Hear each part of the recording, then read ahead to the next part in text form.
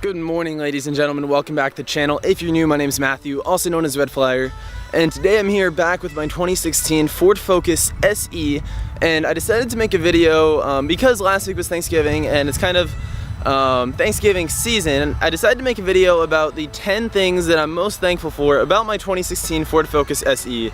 And I'm making this video because I've been driving an Infiniti Q50 for the past couple months. I've been driving an Alfa Romeo here and there, and it's really easy with cars to kind of get worked up and, oh, I could always have better, I can always have more.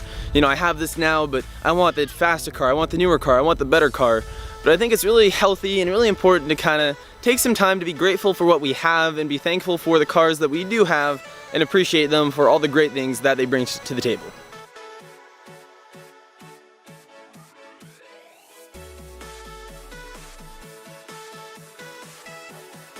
Okay guys, inside the car, coming in at number 10, we actually have a digital speedometer. So as you can see right up here, it gives you your speed. I'm not moving right now, let me move really quickly. I'm in a parking lot right now, don't worry, I'm not like on the road or anything filming. But it'll give you your speed digitally right here, which seems like something little. It seems like something that isn't very significant. I mean, clearly there's a speedometer right here, you can see your speed on there. But it's something that as soon as you have it, like, you can never go without it. Because driving this car and then going to the 2015 Infiniti Q50 that for some reason doesn't have a digital speedometer. I don't know why. Infiniti didn't add them until 2018. No digital speedometer. It has all these different settings like average speed, you know, miles till empty, all these things like that. No digital speedometer. It's just weird. You know, you can't pick up as quickly. You're way more likely to speed because it's harder to read your speed. You need to look at the speedometer and be like, okay, wait, is it here? Then look to the side, you know, look at the miles per hour, not the kilometers. It takes so much more time. It takes that extra half second. And that could be the difference between getting a speeding ticket and not. It's really important. And that's number 10. And coming in at number 9 is that this car has rear back seats and can comfortably seat 5 people, which most cars out there do have rear seats. I mean, Audi R8s, no rear seats. Jaguar F-Type, no rear seats. But most sedans do have rear seats. Like for example, the Alfa Romeo Giulia has rear seats, and on paper it can seat 5 people, but in practice it's really tight. It's really tight. But something about this Ford Focus that I really appreciate is that you can fit comfortably back here. I mean, I'm not really small. I'm not like 6'4" or anything like that. I'm about 5'10", you know, 160 or so, and like I can fit comfortably back here. I have my bag right over here. This seat is in like normal position. It does look kind of weird because of the seat covers I have. I know that these look bad from the back, but like, how often I really use the back seats. That's why I don't really care. I'm not back here very often. I'm never back here. Sometimes my friends are, but it is comfortable. And that's something that like is something small, but my knees easily fit in here. I'm not stuck up here at all. I have a ton of room back here, and you know, it's something to appreciate. And coming in at number 7 are the wheels and calipers on this car, and actually the tires as well, because I think cars are totally made by their tires. It looks super different depending on if you have like really sporty tires, really nice looking tires, or really nasty looking tires. We've all seen it. Just look at the Alfa Romeo. For our Giulia, we looked at 2 different options. There was the TI Sport, which is what we ended up getting, or there was the Lusso. The Lusso was actually more money. It was more kind of luxury focused. The wheels looked awful. I'll put 2 pictures on screen right here and right here. Here's the Lusso, here's the TI. There's a total difference in the car simply based off the wheels. The TI looks way more exotic, it looks way more sporty because it has those awesome wheels. And something I appreciate about the Ford Focus is that the stock wheels actually look really good. I'll put another picture right here, right now, of the stock wheels on the 2016 Ford Focus SE. They actually look really good. Now, I didn't like the aluminum part of it. I wanted to change them and make mine unique, so I did black out my wheels. As you guys know, if you've been following the channel, my wheels are black and my calipers are red. I did both of those myself. This caliper is starting to show through a little bit, but it's held up pretty well, and I think it gives the car a totally different look. The tires, you know, I don't have any complaints with the tires. They actually have pretty good grip for a 2016 Ford Focus, you know, for a sedan. They're not like performance tires or anything like that, but I've never really had any issues with the tires. I think the car has a totally different look though with the black wheels and the red calipers. And why don't we throw in the window tint as well? The black wheels, red calipers, and window tint are the biggest changes that I've made to the exterior of the car, and I think it makes a huge difference. I'll put a picture right now of the car before I had the wheels painted. I don't know if I have too many pictures, but I'm gonna try and find one of the stock wheels, like the car with the stock wheels and the car with the black wheels, maybe the car with the red wheels as well, just for the memes. I did have red wheels at one point in time, and also with the red calipers. I'll put pictures on screen right now of all those different things, and you can see like a total difference in the way the car looks, and it just makes it look way more aggressive, way more sportier, and that's why it's number 8. And coming in at number 7 is that this 2016 Ford Focus SE actually has functioning turn signals. As you can see right here, oh, that's really dark. They definitely aren't the brightest, but they work. You can see them from far away. They work, and it's super bright out today, so that's why they seem a little bit dim. I normally don't have any problems with like the brightness of the turn signals. You can see right here, they work. And the reason I'm so thankful for this is I see all these BMWs out here. You know, there are these really nice BMW X5s, BMW M3s, things like that. I see them all the time. Their turn signals never work. Because the car goes up to make a turn, and you know, I assume the driver would turn the turn signal on. I mean, you're driving a BMW, of course you would use the turn signal, but it never works. I can't believe it. Back inside the car for number 6 is the reliability and the warranty that this car has. Now, granted, it's not the most reliable car. Ford Focuses are not known for being the most reliable, but it is a new car. It was made in 2016, so I know I'm not going to have any major problems. The tread on my tires is great. I'm not going to have the engine blowing out unless if I do anything totally ridiculous. The transmission is going to be generally alright. The transmissions aren't great in this car. I did have the transmission control module replaced with 6,000 miles, but it was covered by recall and by warranty, so it was fine. There's not going to be any other major issues with the car, no like 30,000 mile service or anything like that yet. And if there were any issues, it's all covered by warranty. It's covered by warranty for 6 years, up to 60,000 miles. So I don't need to worry about anything happening to the car. Now granted, that's why I haven't modified the car enough to avoid the warranty yet, and I want to in the future, but not yet. And that's the reason why. It's having that peace of mind that my car isn't gonna break down in the side of the road while I'm, driving in the middle of Eastern Washington or something like that. Having that peace of mind and having that reliability is super important to me, and makes driving a lot more enjoyable because you don't need to worry about that all the time. And number 5 is actually going to be the steering wheel, and more specifically, it's going to be power steering. Because a lot of older cars, I mean, everyone knows this, a lot of older cars don't have power steering, so it's really hard to crank the wheel. But also, even newer cars, some of them come with super stiff steering wheels, and this is okay to an extent. For example, my mom's Subaru Outback. It's a Subaru Outback 2017, it's a 3.6R. I actually have never made a video on it. I should at some point. It's actually a fun car to drive. But anyways, it has like the perfect stiffness of the steering wheel, whereas the Infiniti Q50 is awful. It's way too stiff. It's like not consistent. Sometimes it's stiffer than others. On the highway, it pulls to the side all the time. You need to hold it with 2 hands like all the time to keep it straight, but it's still really stiff. It doesn't even make any sense. You think if it was stiff, it would hold its lane better.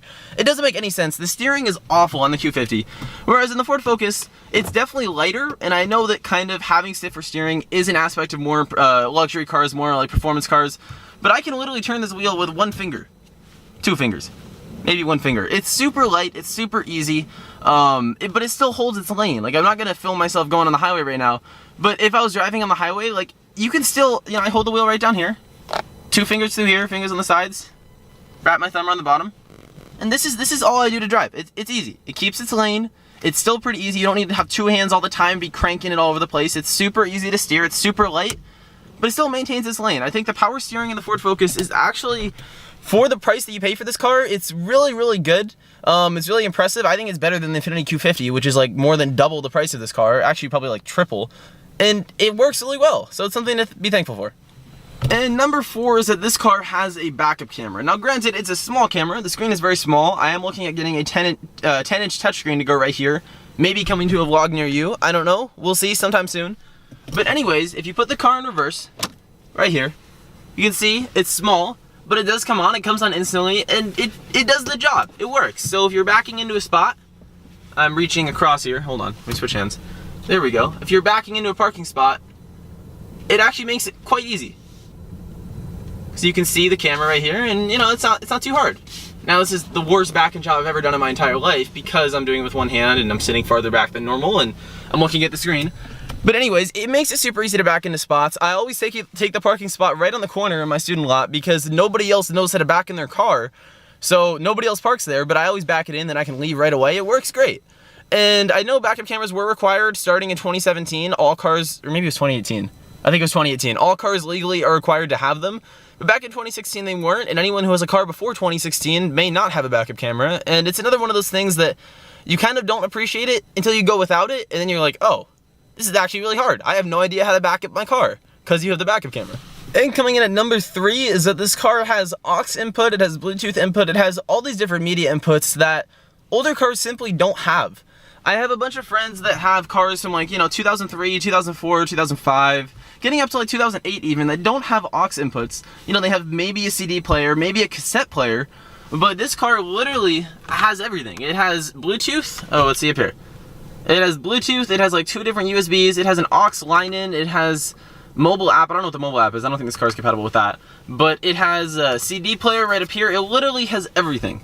There's tons of different inputs, and it's something that you don't appreciate. Again, you don't appreciate it until you go without it, and you're like, oh, I need to listen to the radio, and the radio sounds terrible. And there's ads. Nobody wants to listen to ads, but the aux on here, it's actually really good. Let's not get copyright claim though. No copyright claim. Please, Khalid, please, don't do it to me. Okay, and coming in at number 2 is something that I really appreciate, especially in the winter, well, also in the summer, really all times of year, is that this car has really good heating and really good air conditioning for the price, and for being a Ford Focus, it's actually really good. If I have the car right here, all you have to do is turn the heat all the way up to the side, max heat, and then you turn the dial all the way up, and hot air comes out instantly. Already, I feel it on my face that it's really hot. It comes on instantly, and this is something I really never did appreciate because I thought all cars did have this. But then I was giving a friend a ride, and he has a I want to say a 98, no, maybe a 2002 Camry or something like that. And he's like, "Whoa, your heat's so good. I wish I had this in my car." And I was like, "Oh, I guess you're right. My heat is really good." And it's the same thing with the air conditioning. All you do is you turn it to the other side, turn this up. Cold air is coming out. I could already feel it on my hand, and now I feel it on my face. The air conditioning and the heating is really strong in this car. It's instant. The defrosters work really well, so you don't have to worry about being 10 minutes late all the time because you had to wait 30 minutes for your car to defrost or something like that. It defrosts really quickly, and it's something that is very underappreciated until you go without it, and you're like, oh, this sucks. It's cold. It's December, and I'm freezing. So it's something I appreciate. That's why it's number 2.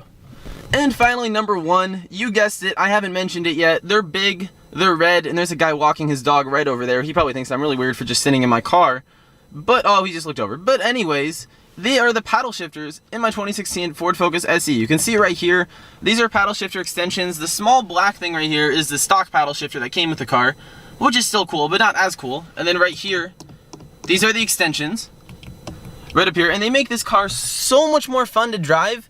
It's actually insane. If you drive this car without the paddle shifters, when I first started driving, I didn't know what I thought S meant shifters, and I'm like, I don't know what that does. So I just drove it and drive, shifters or anything. It's just boring. It's a boring car. It's not very fast.